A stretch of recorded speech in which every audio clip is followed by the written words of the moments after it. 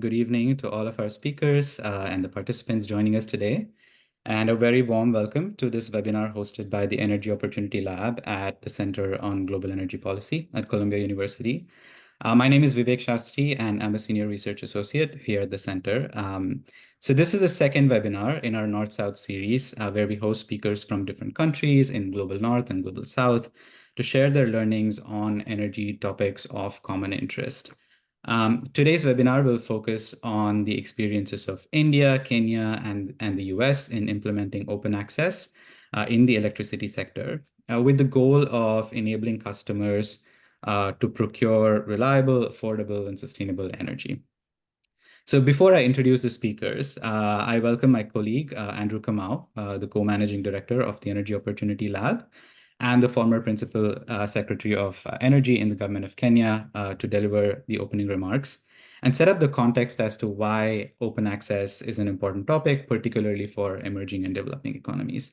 So over to you, Andrew. Thanks, Vivek, and welcome to all the participants. You know, when we started this series, we thought, what were the things that are going to be problematic as life goes on? From everything that we hear about the intention to scale up renewable energy, which is, by the way, a worldwide issue, both in the US, in India, and in Kenya and other countries in Africa, was the one thing that we always heard from investors. We continue to hear from investors, especially in the developing and emerging economies, is that there are no bankable projects. That's the first thing. The second thing is the scaling up of energy requires the utilities balance sheet.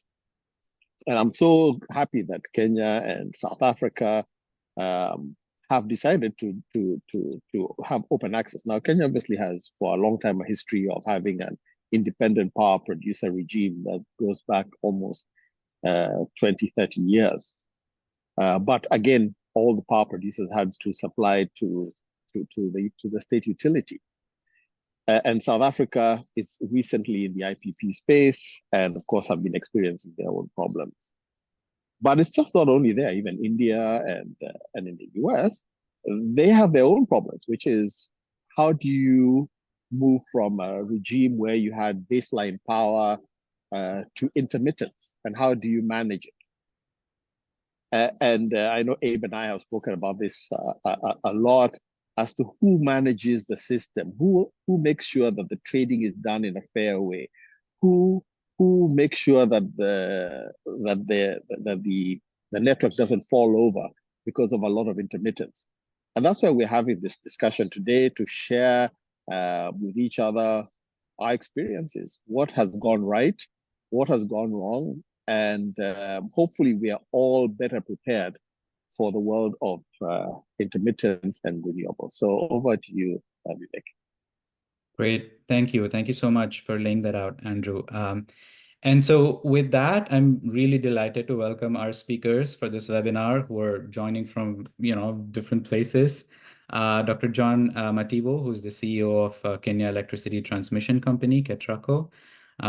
Abe Silverman, who's the principal of Silver Green Energy Consulting, and most recently, until recently, the managing director of the non-technical barriers team here at CGEP, and Ann Joshi, who is the fellow at Price Energy Group in India.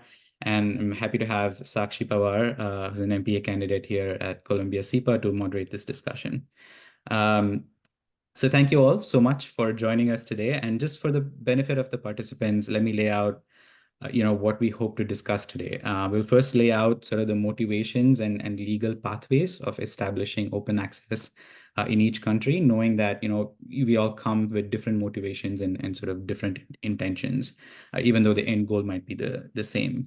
And we'll follow this briefly by the challenges that they've faced so far and how they've tried to navigate them in each context. So please, for the participants, please do share your questions through the Q&A option, and we hope to have some time through the discussion and towards the end to take those up. And so with that, over to you, Sakshi, and I look forward to this discussion. Thank you. Hi. My first question is going to be the most interesting question. And for this, we are going to go in the order of the history of when open access was actually implemented in all the countries. So we'll go US, India, and Kenya. So my first question is, what was the reason for introducing open access in your country? And what new legal or policy framework was created to facilitate this? Yeah, it's a great question, Sachi, and thank you everyone for being here. It's really a pleasure to be on this panel today. So we are actually coming up on the 30th anniversary of what they called Order 888 in the United States, which is the one that restructured our electric industry. And it's really useful to think about why we did it. And memories are short when you go through an industry restructuring. And so today we're actually having a lot of debates in this country about whether restructuring has worked, how it can be improved. It's definitely been a work in progress over 30 years. We have gone from one set of rules, we've modified them, then we've retreated, then we've modified them again. And so it's really very much like, pick your analogy of choice, but like, building the airplane while you're flying it kind of thing. So in 1996 is when the United States really embarked on the restructuring adventure. It was an order by the Federal Energy Regulatory Commission. Interesting. It was an administrative agency that did industry restructuring. They did not have congressional authorization to do it. They did not have a directive to do it. What they looked at is they said, under the Federal Power Act, which is the governing statute in the United States, it requires that electricity sales be just and reasonable and not unduly discriminatory or preferential. Those are the words in the Federal Power Act of 1935. And so here we had an agency come in and said, listen, we don't think that the transmission owners and the transmission providers, the utilities basically, are providing fair and non-discriminatory service to customers. And as a result, prices are going up and service quality is suffering. And so you had this agency really come in and do this through a very bold stroke. At least in the United States, it's not common that an executive branch agency, especially independent one like the Federal Energy Regulatory Commission, would come in and do that. And it's really important to think about, like, what were the reasons why they did it? And it's really about substituting as much shareholder at-risk capital into the market and minimizing the amount of ratepayer risk and ratepayer capital being deployed. And it's actually in a lot of ways has been a tremendous success because it ushered in an entire generation of independent power producers who came in and owned the assets, the generating assets, used the transmission grid to transmit the power. Many of them went bankrupt because it cost more to build those power plants than they could eventually get from the market because they were being exposed to the market. And, people say, oh, no, it's not good. Yet that, those bankruptcies and those economics would have been identical had it been ratepayers who are fronting the capital. So what we've really did is we succeeded in insulating the ratepayers from the vagaries of the electricity markets and really successfully shifted a lot of that risk over onto private capital. The United States is an incredibly complicated market. There's at least 4 or 5 different market structures in the United States. But I think we've been very successful at really making it so that the entity who is providing the transmission service has to be as transparent as they possibly can. They have to follow the rules, laid out in their tariff. And then they also had to provide things like ancillary services and reliability services to make sure the grid runs. So I'll go ahead and stop there, turn it over to my colleagues. But it really is, I love this question as the opening question because it is about remembering why we did this. When you're on page 3,262 of your new tariff, you're going to be like banging your head against the wall and saying, why did we ever do this? And it's really important to remember and have that institutional memory and put it down as clearly and crisply as you can. So 10, 20, 30 years later, when people come around saying, oh, this competition thing is for the birds, we should just repeal it, that you really have that factual record that you need to underlie why you're doing this incredibly difficult and challenging thing.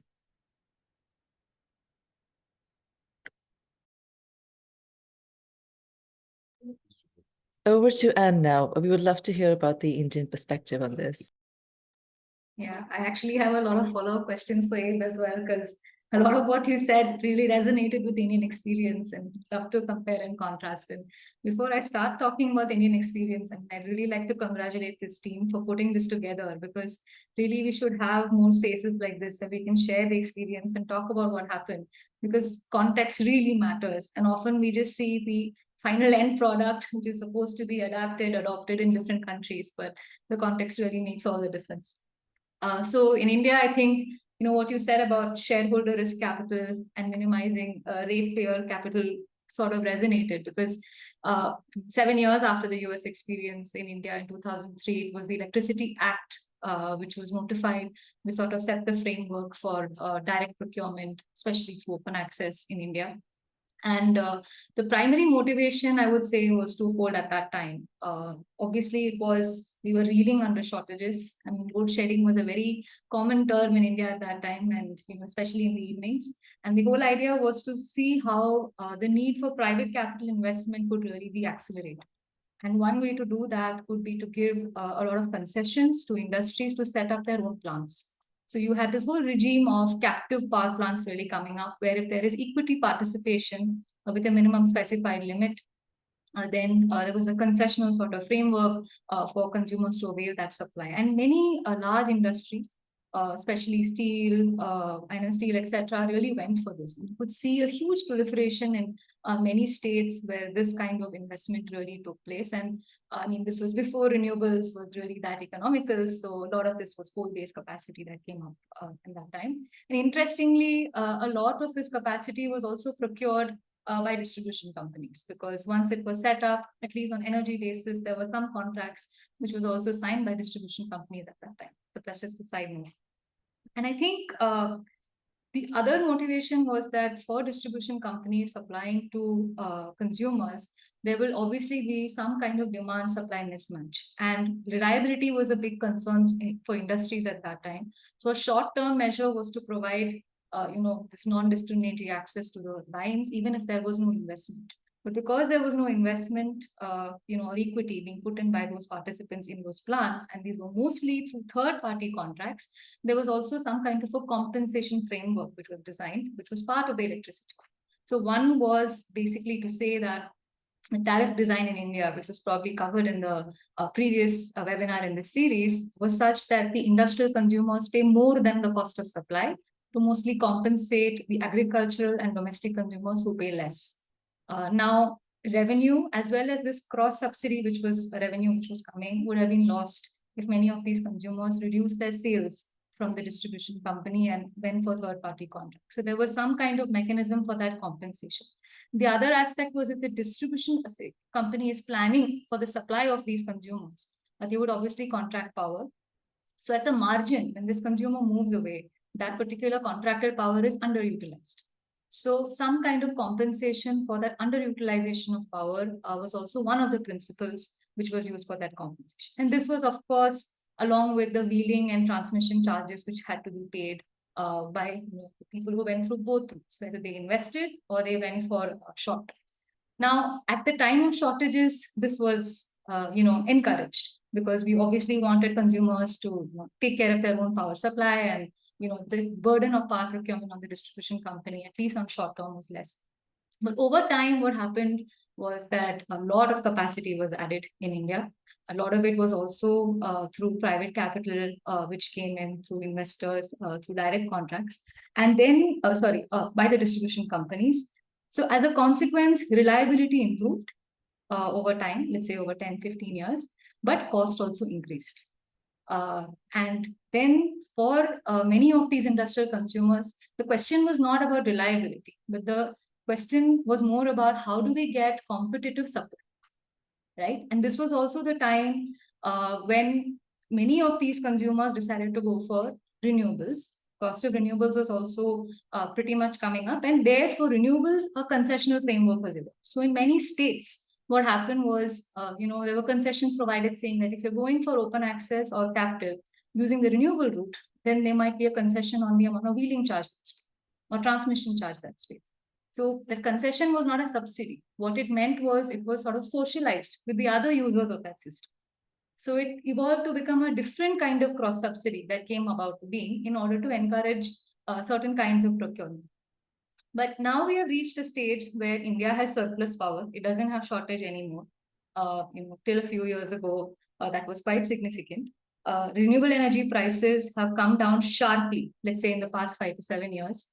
And therefore, renewable energy can also stand on its own economic proposition without many of these concessions. And also, because renewable is modular, because it is scalable, the cost of investment is much lesser. So putting an equity in a coal plant is very different from putting equity in a renewable energy plant. So the entire industry motivations have changed. The sort of framework which was designed to suit a particular system has changed. And because of that, what has happened is DISCOMs are providing a lot of these services to these open access consumers at extremely concessional rates. And this is what I also wanted Abe to comment on, because I think the US system is a little different.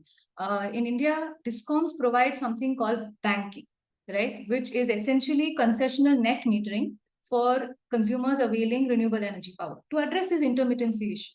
So I will inject power when I have surplus, and then I'm able to draw that power at a very concessional rate. Let's say I pay 8%, I draw 8% less. So that's the charge that I pay, or 2% less.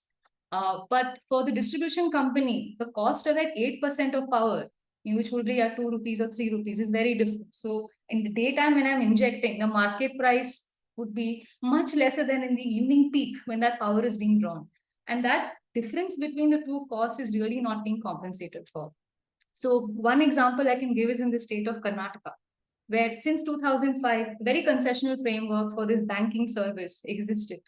And that hadn't evolved, even though the economics, the technology, everything changed. So what we estimated was the actual cost of banking was 20 times more than the price that was charged for the service, right? Because it's a DISCOM which is providing the service at concession rate. So essentially what this means is it's smaller consumers who are with the distribution company and other grid users who are sort of compensating for the intermittency availed by these consumers. So these are the kind of challenges that evolved. And because of many of these concessions that we were providing and the kind of services that the DISCOMs were providing, DISCOMs also started resisting open access. And one form of resistance was to create administrative hurdles, procedural hurdles. There was a lot of back and forth, as you said, about the kind of regulatory framework. So different states had different regulatory frameworks. And in order to sort of encourage CNI to procure power through renewables, another major change that happened at the national level was a sub-legislation which was notified about 2 years ago, called the Green Open Access Rules. And the idea behind these rules was to sort of standardize many of these processes, make the process much more centralized. For a long time, the eligibility which you could have for open access was 1 megawatt and above. So that's mostly very, very large consumers. Here, the eligibility was reduced to even 100 kilowatts. So a lot of medium scale industries could also sort of avail this service. So there was a lot done in terms of ensuring this sort of unleashing competition for smaller consumers and easing many of these procedural hurdles. But I think we have a long way to go, at least in really looking at the balanced risk-reward framework that needs to evolve. So, our banking services more or less at cost. To some extent, the concessions that we were providing on wheeling, etc., have reduced. But many of these services that are being provided by the distribution company could be also changed. And maybe, what we really need to think about is also, what kind of institutional arrangements can change? How do we really harness the power of markets? And whether, renewable energy consumers will soon be ready to sort of meet their entire reliability requirements, or some kind of framework can evolve such that smaller consumers also are not paying the cost for the competitive advantage that many of the larger consumers are facing. So that's sort of what I see as the India story. Thanks. Thank you, Anne. That was fantastic. I really enjoyed the point that both Abe and Anne have drawn out so far, that the primary reasons for actually creating open access aren't fixed at a certain point of time, and they keep changing as time goes on. So I think that's really interesting.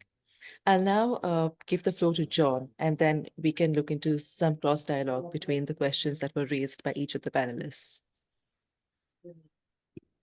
Thank you. That was really exciting to listen to both Abe and Anne, knowing that the US has worked the journey for 30 years and India for quite some number of years.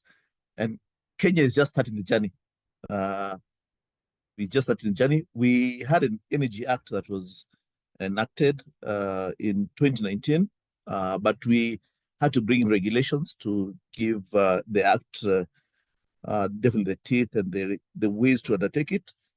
The regulations are currently at the edges, so we hope that they're going to be legislated and approved next month. So very soon we'll have the regulations. So we are really at the beginning of the whole process, and definitely learned quite a lot, seeing the future from both US and India. But again, maybe I'll just go back again the motivation why Kenya decided to walk this journey, and some of them are similar reasons, some of them are different. But I think one of the key things that was really important in Kenya is that we realized that a lot of, especially what has been mentioned by Anne, this renewable energy became actually economical viable. So we started to get a lot of captive power. So I think currently we have estimated almost 20% of what our demand is in captive power. Actually, we think it's even higher. So you have more and more companies, big companies, being able to do a lot of captive power, whether it's steel companies, whether it's cement, by power heat exchange, being able to produce across the country. So that was one of the motivations in terms of all these requests that I have excess power in my plant A, my plant B, which is a certain distance, requires power. How can I have this power flow from from one of my sites to another site? So that was one of the reasons. The other reason is that what generated a lot of captive power, I believe, is because of with lots of constraints in the transmission network. KETRAC was just formed maybe 15 years ago, so we had a different company. So the Kenya Electricity Transmission Company focused on nothing else apart from increasing the grid. We have tried to move as fast as possible, but still constraints the grid, and definitely people being encouraged to find other systems. Again, what we have just realized is coming on board PP projects, and to ensure that a lot of our new independent power transmission or PP projects coming on board, that their transmission lines are going to be viable and will support the grid, there was need to have an open access where we can actually have power flowing more than, because basically currently as we speak before the regulations, we have one single buyer, which is the Kenya Power Company, and they're slow in terms of having more IPPs come on board. Kenya has more than 20 IPPs, but in the last 4 or 5 years, there's been moratorium, so there's been delays in more generation coming on board. Our projection is that if we don't bring more baseload or even more power generation, is that by 2027 we might be coming closely, not as bad as what South Africa is going through, but definitely issues of power concerns and power stresses. That's why it's very important that we open up the sector to have more and more people who can easily put up plants coming on board. For me as KETRACO, I think the other reason why really supported open access is because it's also another additional revenue stream. Because currently, the way we are structured is that we only get a tariff to support our operation maintenance, because the National Treasury so far takes all our loans and grants us to us. But there's also been pressure in terms of the financial areas. So there's been challenges in terms of how do we first start generating our own revenue. So this opens up room in terms of how we can get additional power flowing. We just connected to our neighboring countries in Ethiopia. We're just about to connect to Tanzania and later. So we have power flowing in our line. We see ourselves open access, enabling KETRACO, not just the consumers themselves, or even because the new regulations allow retail suppliers to come on board. So we move away from single market buyer a system that we currently use, but more buyers coming on board. We have I said companies, we have individuals, so we have special economic zones being set up to buy power. So myself as KETRACO, I see these additional revenue streams for us to come on board. So those are some of the reasons that we came on board, just to be able to support the PPP spectrum also, and to encourage more power in the grid. But I've had quite a lot today, even just the first two presentations, and I was saying, oh, we need to think deeper in everything, but it's a starting point where we are. So we wait for a tariff to be announced so that we move forward. So we're right at the beginning. We believe that this will definitely increase the amount of energy, reliable energy, even just basically more generation in the grid. We see ourselves, because there's a lot of, Kenya basically, maybe just to mention, is that we have almost 93% of our grid is green. So we get a lot of companies that have shown interest to come to a port city where they can either manufacture using green energy. But most of the sources, whether it's geothermal, whether it's wind, are inland. So there's a lot of requests in terms of green energy. So we see that being able to lower carbon footprint as a country, already low, but lower it further. But again, ensure that more and more investment is coming across the board. So that's our motivation, both as a country and also as KETRACO. Thank you. Thank you, John. It was fascinating to hear that aspect, because Kenya is the most recent country implementing this. And for them, the reasons will be vastly different than they were for the rest. So actually, I was going to open the floor up for cross dialogue, and I see Anne has certain specific questions. The current agenda was, in fact, to discuss the pertinent challenges faced by each country. So, and this includes issues such as the charges paid by the consumers or how intermittence is handled, for example. So I'm going to, I was going to go initially in, dealing with Kenya, India, US, but I think that we can maintain the same order. I think we can go with Abe, Anne, and John again, and then see what we can learn from the challenges and how we can address them. Yeah, sure. And you know, it's really interesting because to hear both the desire to bring renewables onto the grid is a really interesting one that was not present when the United States first went down this journey. Because that just wasn't a thing. It was much more about economics. And you know, there was really compelling value created when we restructured in the United States and broke up the monopolies. You know, there were all sorts of very robust savings projections. So it really was about economics, and it was largely driven by those same industrial customers that Anne was talking about. You know, the large industrial customers were absolutely a driving force in the United States. But the interesting thing is that open access has proved to be extremely good for renewables investment. And in fact, in a lot of places in the United States where they have, you know, more liberalized versus more vertically integrated kinds of markets, we see big industrial customers and big tech customers who want to have green power very upset by the lack of open access or their lack of ability to go out and purchase power on the open market that meets their corporate clean energy goals. And so we're really seeing this very interesting, you know, sort of switch that even places that have historically been very reluctant participants in open access, and in particular in the United States, that's sort of the southeast part of the country and the northwest part of the country, coming together and saying, you know, maybe this open access thing isn't so bad, and maybe we actually want to move to a more of an electricity market for two main reasons. One is that renewable piece, but then the second is what John was talking about, which is the reliability of the grid is so much better when you can reach out and touch your neighbors. I mean, it's probably the biggest single thing we can do, or even, you know, the markets and open access and, you know, tariffs and everything else are really just a means at the end of the day for providing low cost power that is reliable. And so, you know, we strip away all the other nonsense that we, you know, sort of I have spent my career working on. It really is about that reliability piece, about the cost piece, and now increasingly about that green power piece. And so it just so happens that the open access has been, you know, enormously beneficial to people looking to go down that road.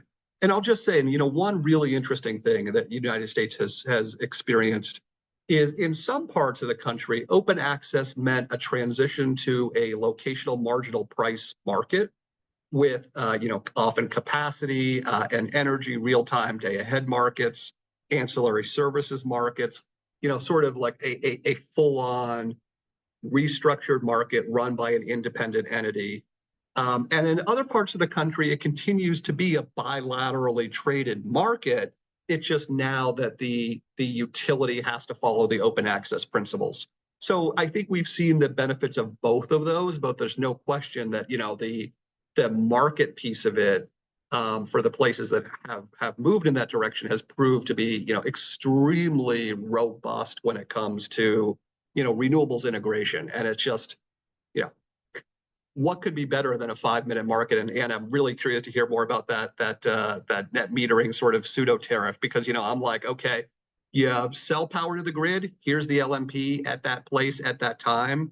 You know exactly how much that power is worth. And when I take the power, you know, it's exactly the same calculation. And so you have this sort of built-in balancing mechanism that I think is really helpful. So, you know, it's always interesting to hear about other people having different perspectives on that issue. Abe, I have a quick follow-up for you, if you don't mind. I think the conversation so far has focused on the industrial customers, particularly the big ones. But I think the US has also gone the farthest in enabling retail choice for residential customers.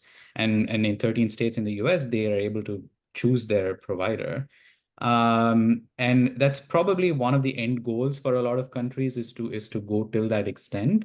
How have you seen that journey play out, and what have been the challenges in both implementing it and sustaining it? Vivek, we're going to need another 3 or 4 episodes of this series in order to really answer that question. In part because the journey is completely different in different parts of the country. So the United States, right, 50 states, the federal, so what the federal government has jurisdiction over is the sale of electricity for resale and the transmission of electricity. So it's sales, basically wholesale sales and transmission. State governments in the United States are also very powerful, and they have jurisdiction over retail sales and distribution.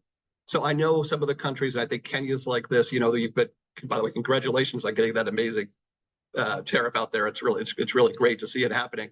You know, where we're going and doing the restructuring of both the wholesale and the distribution grid at the same time. In the United States, it was 2 totally different regulators making that decision.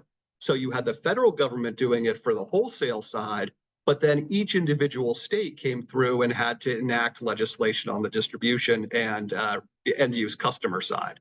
So, you know, in the United States, there's Texas, which has gone to one extreme, at least within what they call the ERCOT region, doesn't matter anyway, Texas for the most part, where they have taken the utilities out of the business of selling power to end use customers.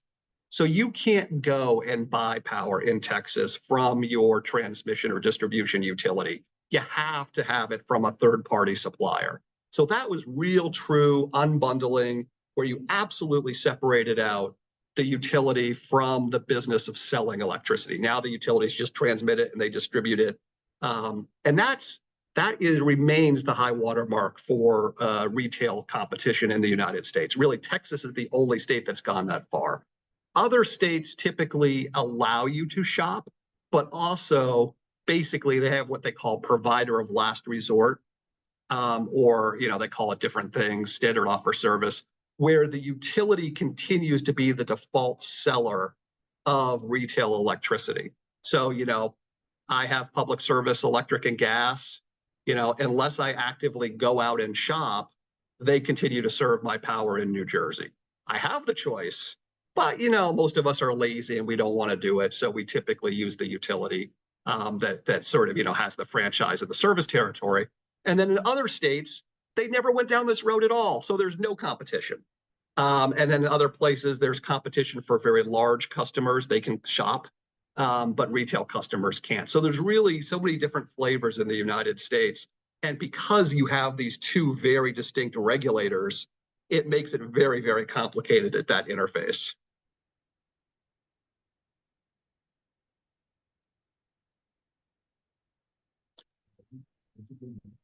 Thank you for that, Abe. Over to Anne. Yeah, I think the question was more about looking at what are the challenges? And the two that you mentioned were related to reliability, intermittency, and how to deal with that. And the other was with respect to the kind of charges. I think, sorry, can you hear me?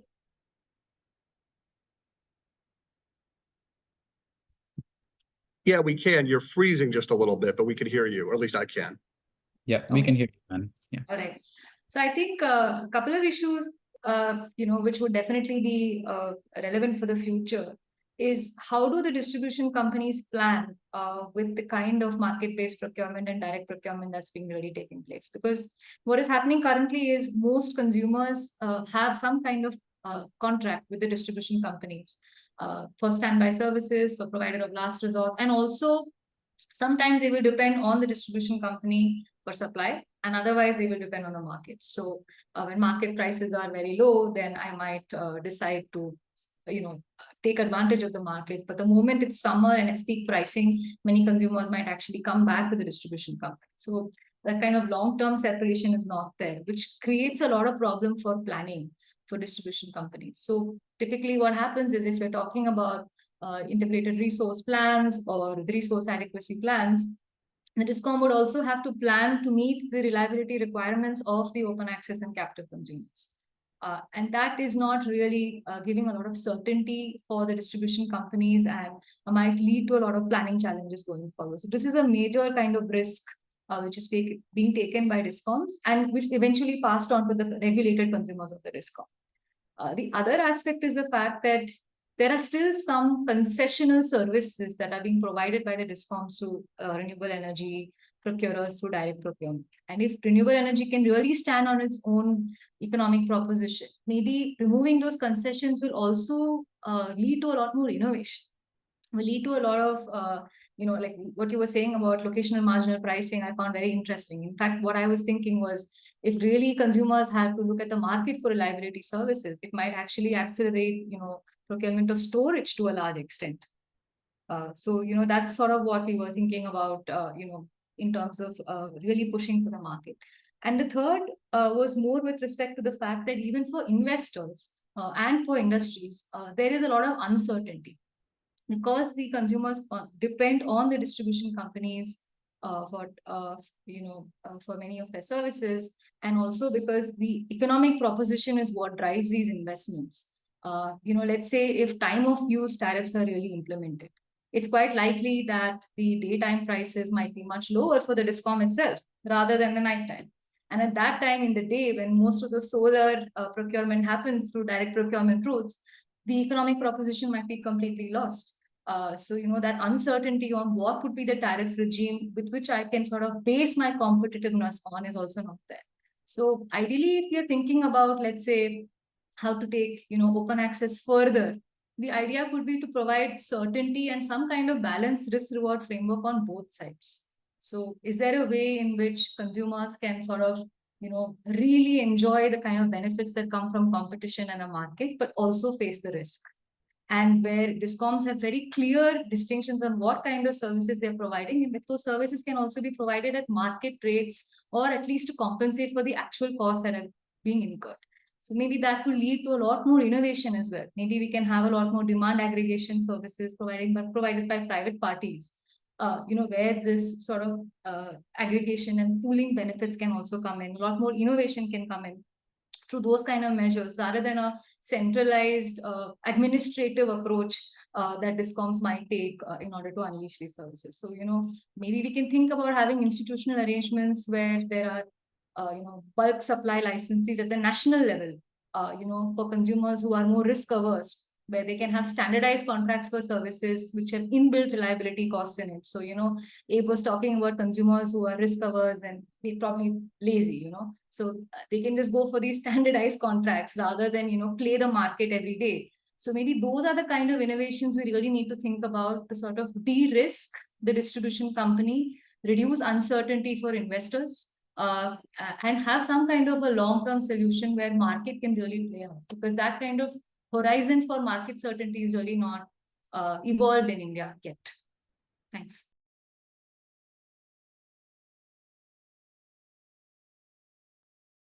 Thank you, Anne. And lastly, just to look at whether Kenya has preempted any of these challenges. What sort of steps have they already considered in their legislation?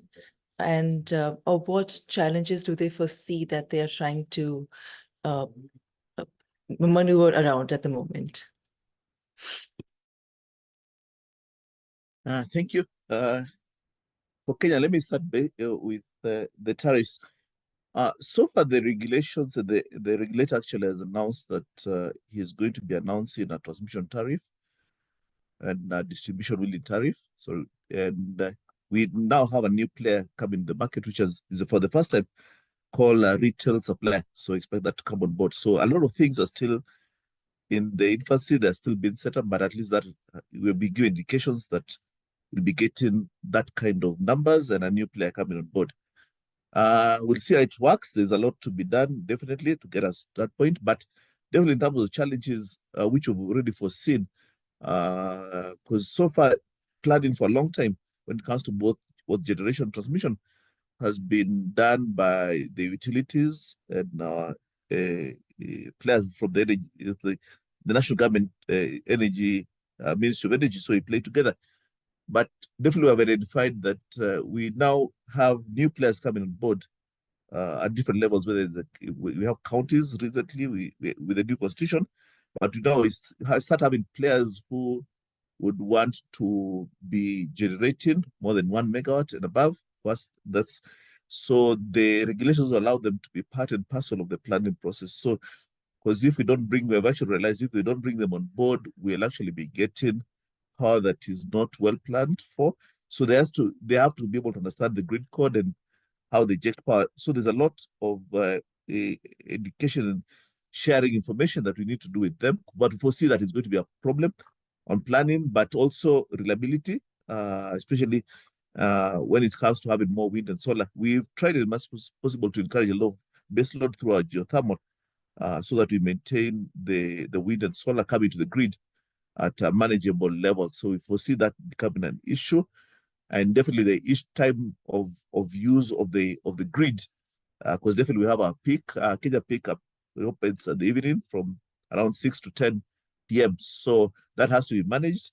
The other fourth thing is regarding the tariff regime. Unfortunately, Kenya, we only have, so all the generators have one tariff, all the consumers have, okay, the different bundles of tariffs, definitely, but whether it's peak hours or off-peak hours, is the same tariff. So I know they're working on a new regulation, net metering. So there's a lot of moving parts that are going on at the same time.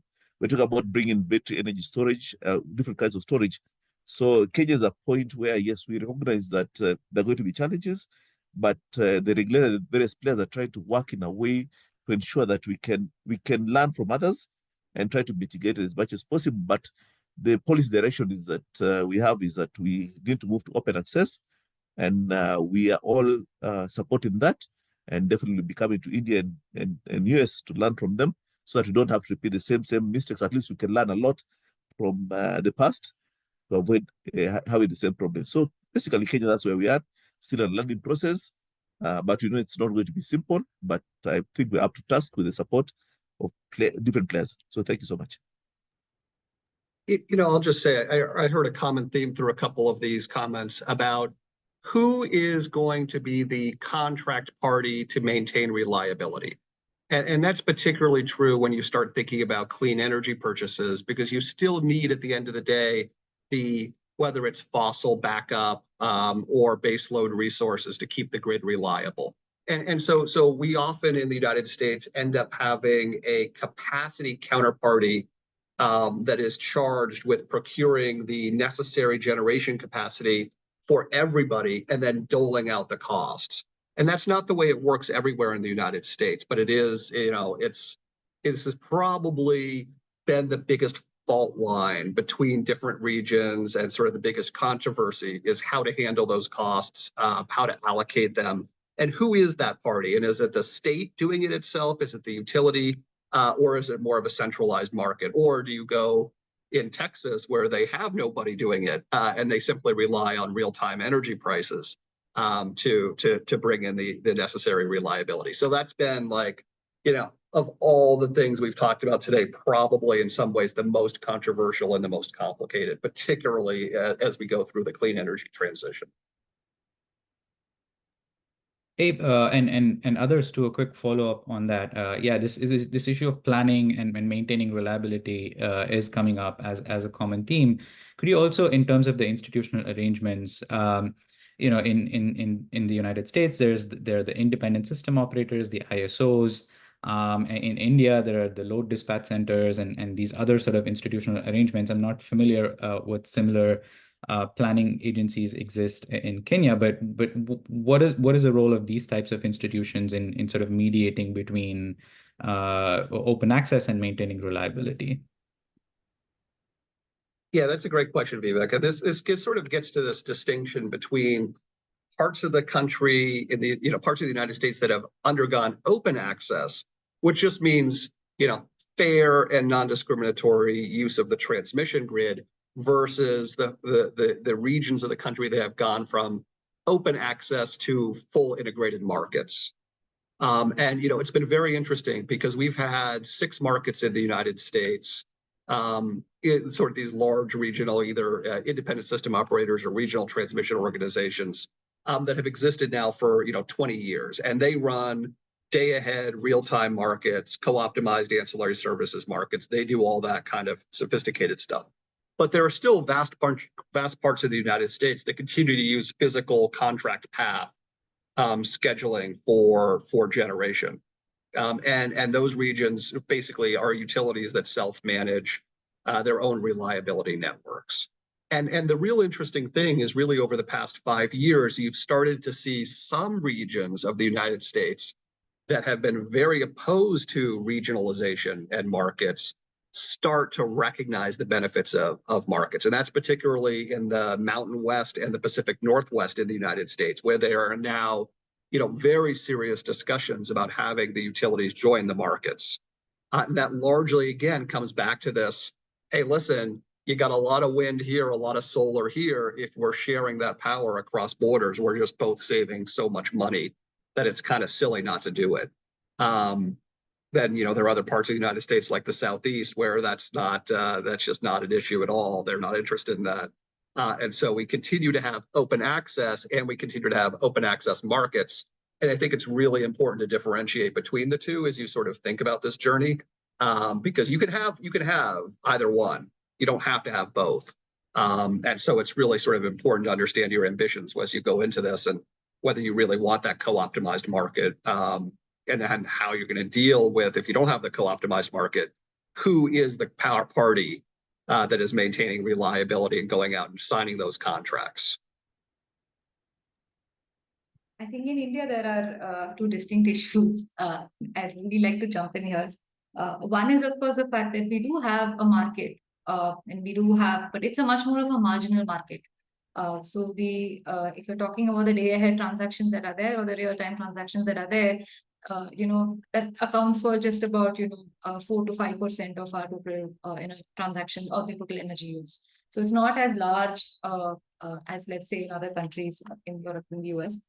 But the point, I would say, in terms of who provides these services to open access consumers, to a large extent, especially for smaller consumers who don't have visibility at the load dispatch level, it is the DISCOM.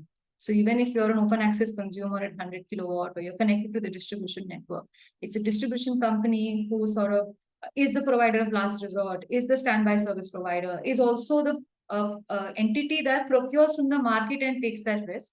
And that is sort of socialized to everyone. And because that visibility is not there at the SADC level for many of these embedded open access consumers, many of those charges, let's say with deviation, settlement, etc., are not finally passed on to the consumers themselves. So they still continue to pay those tariffs and the kind of fixed costs that are paid. So many of these services that are provided are bundled. So there is no unbundling of the charges that has really happened, which provides those market signals also in terms of what can be done. So right now, I think there is some market participation even from open access consumers, but in the day-ahead market, 60% is still dominated by the DISCOM. It's only about 35 to 40%, which is open access. And that's when you have this opportunistic switching. So when the DAM prices are 85 paise or 2 rupees, that's when there is a huge rush in terms of consumers going and procuring the market. But the moment it hits the market ceiling price, everybody will come back to the DISCOM to avail that service. And that's essentially the kind of distortionary signals that are provided, where reliability services also don't get scaled up because they don't have the right price signal.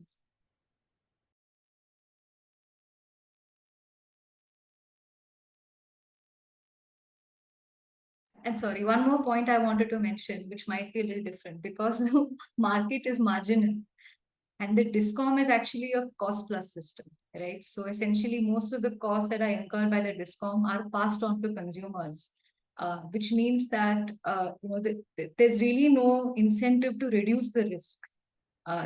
So that also becomes a bit of a challenge, because it comes from that model of a planned model where you have cost pass through, whereas market participants should also have some skin in the game in terms of the kind of risk that they're taking. So that's another kind of issue that is there.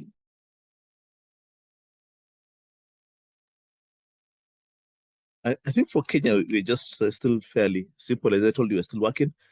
Even before we get to open access, even within this current system that we have challenges in terms of how to cost the cost of maintaining reliability, access services.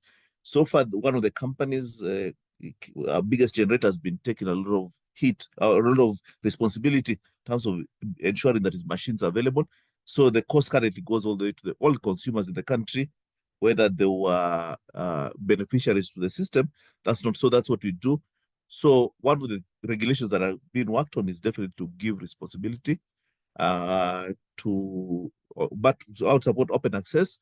But also another requirement is all future IPPs that are coming on wind and solar come with the additional responsibility that there must be some level of storage, whether it's battery or pumped water storage, so to ensure that they're also responsible for ensuring that they can ensure that there's what they feed into the grid is as reliable as possible. So there's a lot of things that are changing in the country. So we have very many moving parts. We are in a point, back again to what you mentioned, system operation. So we're in a point where the roles are being transferred from one company to Ketraco. So again, that's coming. It's a new thing that is coming on board. So Kenya is just a mixture of a lot of decisions that have been made to get us there. So for me now, it's just pure learning, but I'm really excited to again, maybe I'm repeating for the third time, to see how far you have gone, and just opportunities for us to even go beyond this session and to learn from the two countries and prepare ourselves much better. So thank you.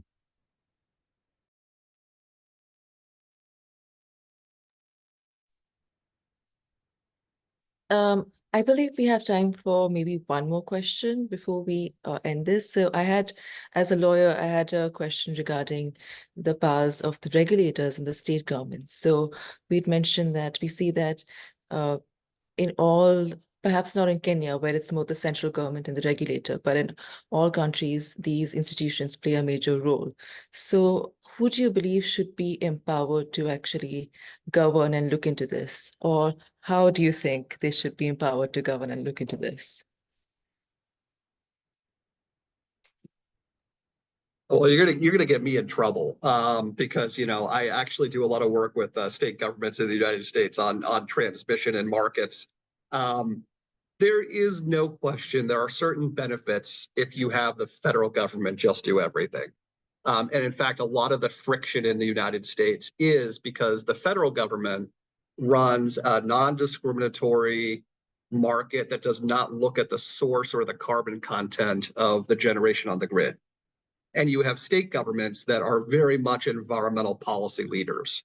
And so there's a lot of disconnect because you have the federal government optimizing for economics and reliability, and you have state governments optimizing for environmental outcomes. And so a lot of things, that's just a recipe for a very broken system. So I wouldn't necessarily do it the way we do it in the United States. That is a really, really serious challenge when you have that sort of, disparate regulators with disparate statutory objectives. So I often hear, about the Kenya situation where I believe you all have, you are the sole regulator. And it just makes it so much easier than having this bifurcated system in the United States. On the other hand, it keeps me employed. So maybe it's a good thing. I don't know.